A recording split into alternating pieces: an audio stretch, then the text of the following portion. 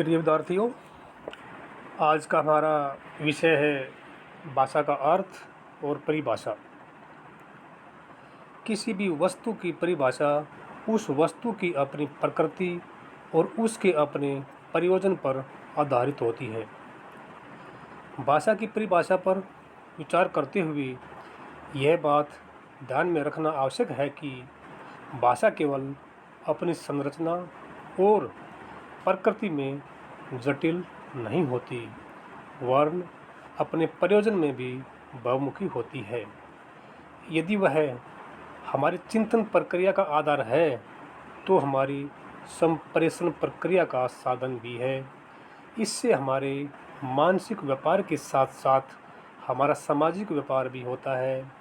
इसी प्रकार संरचना के स्तर पर जहाँ भाषा अपनी विभिन्न इकाइयों का संश्लिष्ट रूप ग्रहण करती है, वहाँ वह उन सामाजिक स्थितियों से भी संबंध स्थापित करती है जिनमें वह प्रयुक्त होती है।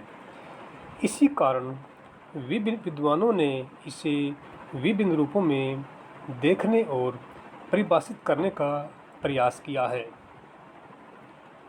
भाषा की संकल्पना और उसके स्वरूप को स्पष्ट करते हुए कई विद्वानों ने अपनी परिभाषाएं दी हैं, किंतु प्रकार्य की दृष्टि से कोई सर्वमान्य और पर्याप्त सिद्ध परिभाषा की रचना नहीं हो पाई।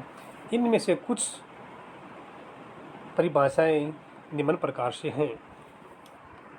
हेनरी स्विट ने ध्वन्यात्मक शब्दों द्वारा विचारों के प्रकटीकरण को भाषा कहा है। बाबूराम सक्सेना के मतानुसार जिन ध्वनि सिद्धांतों द्वारा मनुष्य परस्पर विचार विनिमय करता है, उसके समिष्ट रूप को भाषा कहते हैं। बेंद्रे का कथन है कि भाषा मनुष्यों के बीच संचार व्यवहार के माध्यम के रूप में एक प्रतीक व्यवस्था है। इन परिभाषाओं से भाषा को ध्वनि के साथ जोड़ा गया है और उसमें भाषा को एक महत्वपूर्ण माध्यम के रूप में माना गया है। विद्वान ब्लॉक एवं ट्रेगर की परिभाषा काफ़ी सीमा तक सार्थक और अधिक मान्य मानी गई है। उनके अनुसार भाषा यादृच्छिक ध्वनि प्रतीकों की व्यवस्था है जिसके द्वारा समाज अपने विचार का आदान प्रदान करता है। इस परिभाषा में ब्लॉक एवं ट्रेगर ने ध्वनि प्रतीक, उनकी यादृच्छिकता, उनकी व्यवस्था और समाज जैसे 4 पक्षों का उल्लेख किया है।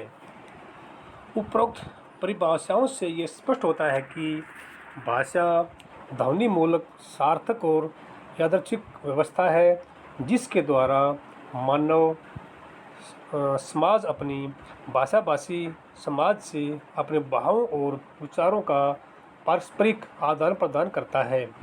यह व्यवस्था ध्वनियों तथा अर्थमूलक तत्वों के योग से संबंध है जो विचार विमर्श के लिए सार्थक भूमिका निभाती है। भाषा के इन मूल तत्वों का विवेचन कर भाषा को स्वरूप और प्रकृति को पहचाना जा सकता है। धन्यवाद।